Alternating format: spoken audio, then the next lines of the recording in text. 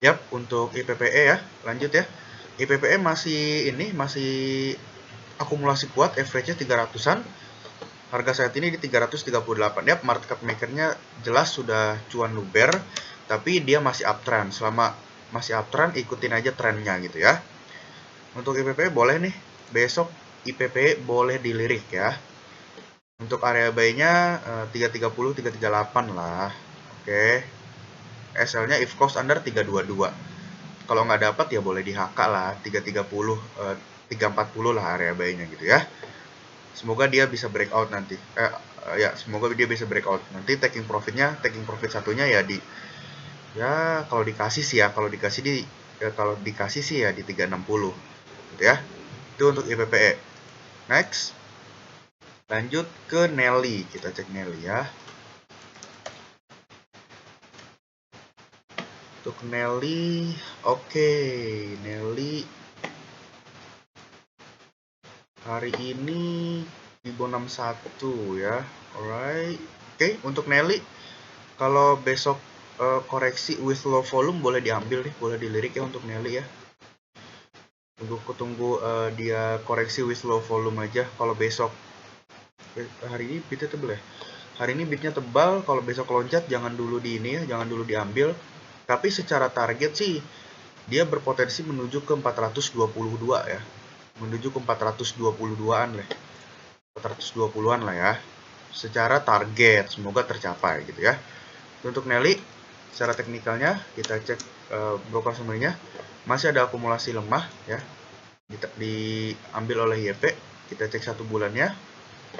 1 bulannya ya masih netral ya, bisa dibilang netral lah segini ya. Average-nya 400. Harga saat ini ada di 378. Oke, untuk Nelly ya masih menarik lah. Semoga targetnya tercapai ya di 420-an. Tinggal teman-teman aja pinter-pinter area entry-nya ya. Menurut saya sih kalau dikasih koreksi oke lah. Gitu ya. Kalau dikasih koreksi oke lah. Kalau terbang tinggi ya keputusan teman-teman mau HK atau enggak gitu. Yang jelas kalau dari target analisa saya, si Nelly ini menuju ke 420-an gitu. Menurut analisa saya ya. Oke. Next ada sum F ya. Oke, next sum F. Yap, untuk sum F seperti analisa yang telah saya buat ya. Tunggu dia breakout area sini, atau kalau mau entry boleh selama masih di atas 505 masih layak deh untuk dipantau gitu ya. Itu untuk sum F secara teknikalnya. Kita cek broker summary-nya. Sum F hari ini masih cenderung netral, tapi di sini ada yang beli ya. Ya lumayan banyak lah dibanding yang lainnya. Kita cek 1 bulannya masih cenderung distribusi kuat gitu ya. Untuk sum F ya ada 2 skenario, buy on breakout atau boleh buy sekarang selama masih di atas 505 masih aman-aman aja ya. Tapi menurut saya sih ya, amannya ya tunggu breakout lah. Orang dekat kan harga saat ini dan breakout. Jadi kalau harga beli saat ini masih ada kemungkinan turun, tapi kalau breakout ya kemungkinan naik gitu ya. Oke. Itu untuk sum F. Lalu setelah itu ada API. Kita API, cek API. Yap, untuk API, wait ya, kita pakai Fibonacci dulu nih kalau seperti ini, biar enggak bingung. Yap, untuk API, ya selama di atas 208 oke lah. Untuk KPI ya, selama masih di atas 208 masih oke. Tapi kalau jebol 208, dibuang dulu aja.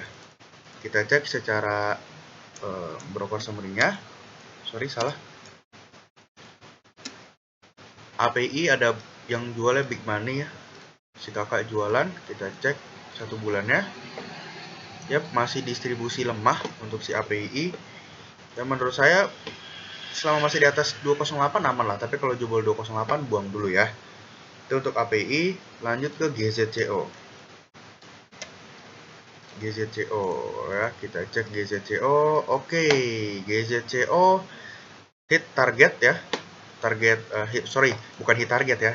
Hit target hit penurunannya karena dia membentuk double top gitu.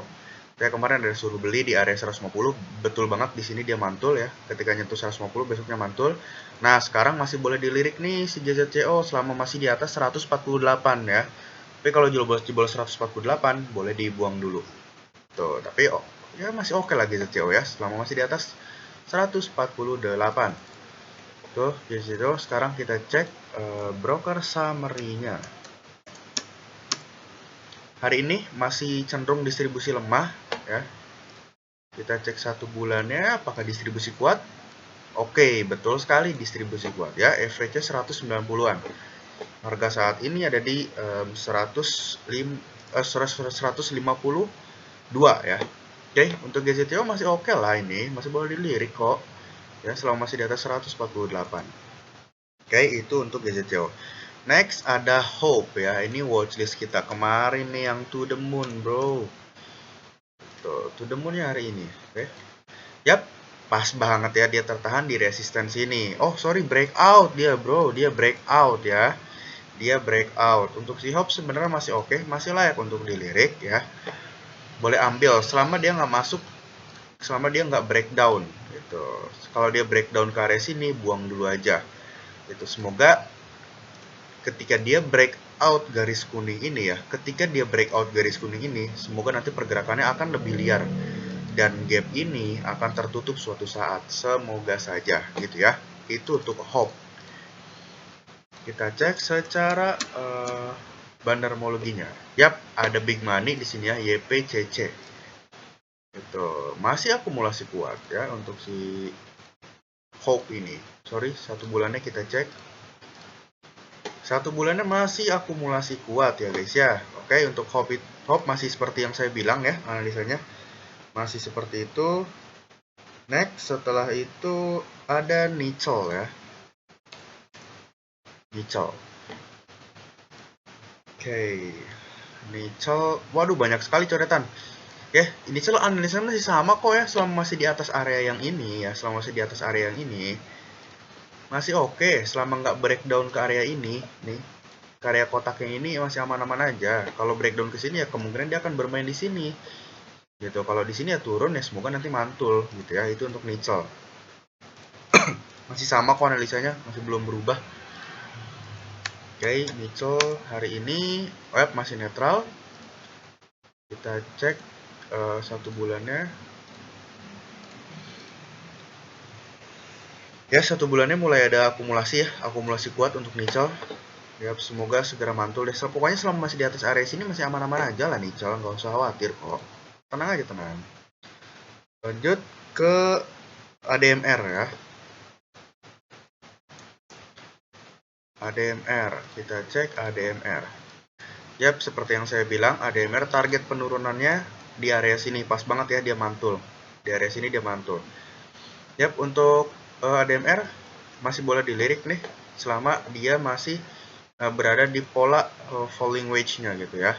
Kemarin dia sempat false breakout falling wedge, lalu turun. Kemarin Om Syaiful nanya target penurunannya sampai mana. Saya jawab target penurunannya sampai area sini dan benar sekali hari ini mantul ya.